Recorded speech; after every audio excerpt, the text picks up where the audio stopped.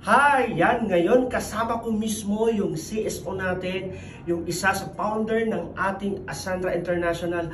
Walang iba kundi si Mentor Joseph Lim, isa sa tumulong sa akin nung walang-wala pa ako na nag-network ako. Pero ngayon, grabe, mismo kasama ko na walang iba kundi Mentor Joseph Lim. Hi po, my name is Joseph Lim. Mas kilala po ako sa pangalang Classmate, paglalo sa social media. And currently right now, nagtayo po ako ng isang sarili ko pong networking company. Ang magiging tanong niyo syempre, bakit ako nagtayo? Simple lang po, gusto ko mas mapadali po ang pag-network ng mga networker kasi sino ba ang makakaintindi ng isang networker kung hindi ang dihamak na dating naging 22 years din pong networker. And currently, ito pong katabi ko, honestly po si Aldem, hindi ko po to downline.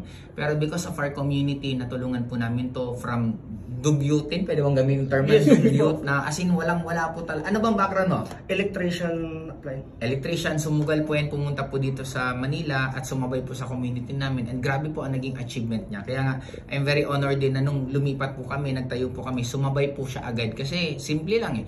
Tinulungan ko nga to nang wala po akong kinikita ni piso. Eh ngayon pa kayang may-ari na ako. Basta sa akin po, classmate, gusto pong maintindihan po ninyo na tinayo po namin ang Asandra International para mas maging madali po ang pag-network nyo, para mas makuha nyo po yung mga pangarap nyo, at para this time, dito ka naman makabawi. Kaya sa akin, sa lahat po ng napipresenta ni Aldem at ng buong grupo niya, ako na po mismo nagsasabi na sumabay. Banggitin mo yung buong pangalan ng grupo mo para... Digital Master PH Community. Yun, sa lahat po ng Digital Master PH Community po na headed by Aldem, sumabay po kayo sa kanya kasi ako naniniwala na syempre maganda po, importante ang kumpanya, pero importante din po yung grupong sasamahan mo. And ako po mismo, kaya po ako gumawa ng video for him kasi I could vouch gaano po to kagaling, gaano po to ka dedicated sa group. Simple lang naman po yung pick up niya po na ang kasya lang siguro mga 6 o 8 tao, nagiging 30 to 40 ang kasya.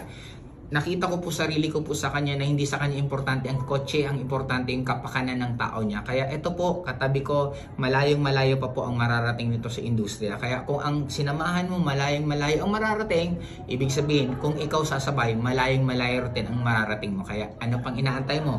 Kung gusto mo maging pioneer ng kumpanyang tinayo ko, na pagkakataon mo na mauna ka naman ngayon, huwag ka na mag-isip pa, sumabay ka na kasi sisiguraduhin ko po sa inyo, magiging napakaganda ng experience mo dito sa Asandra.